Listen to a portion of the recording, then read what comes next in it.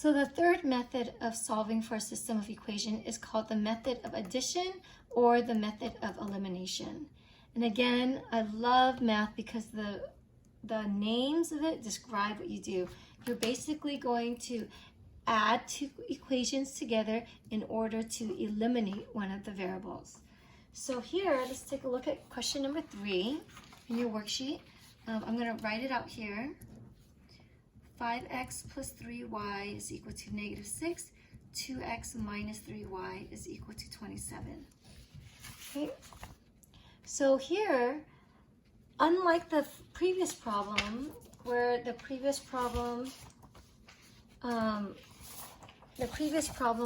had it where a variable equals to something, x equals to 3y plus 5 is very nicely done. And so it's pretty obvious that you can substitute this into there. In this problem, it's not like that.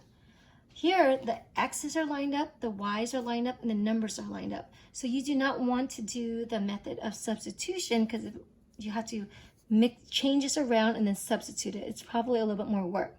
The easier method to do is this method. And what you're going to be doing with this method is that you add the two equations together, and when you add them together, one of the variables should eliminate. So here, make sure that the x's are lined up, the y's are lined up, and the numbers are lined up. So make sure here that the x's, the y's, and the constants are lined up.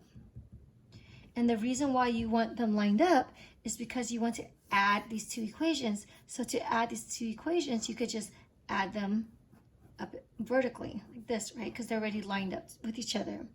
So when you add these two together, you have 5x plus 2x, you get 7x. 3y minus 3y, what do you know? That becomes 0y. Well, 0y, anything multiplied by 0 is just 0. So 3y minus, so if you think of 3 cats minus 3 cats is 0, right? No cats. So that eliminates.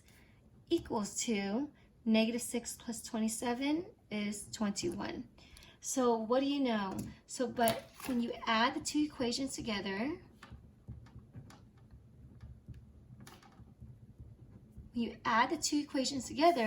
what should happen is that you eliminate one variable.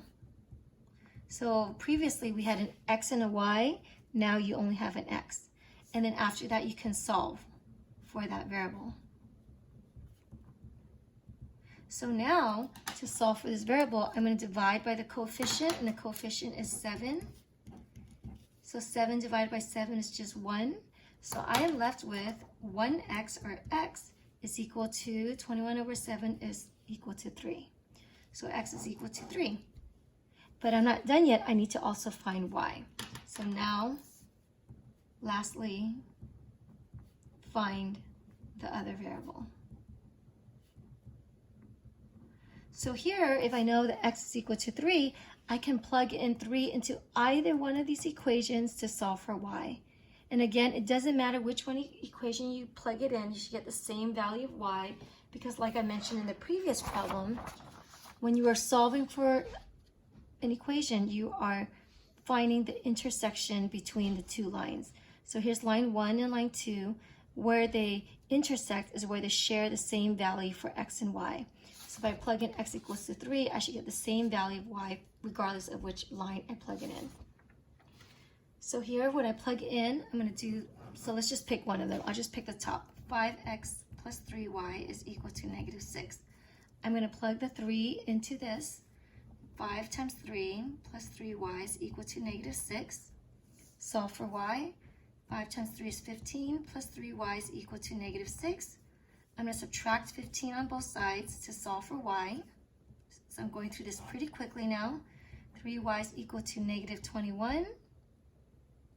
And then I divide by 3 on both sides to solve for y. Divide by the coefficient, I get y is equal to negative 7. If I'm going too fast on this for you, feel free to pause the video and go back to it. And if you're struggling with solving for an equation, please go back to my Module 1 videos.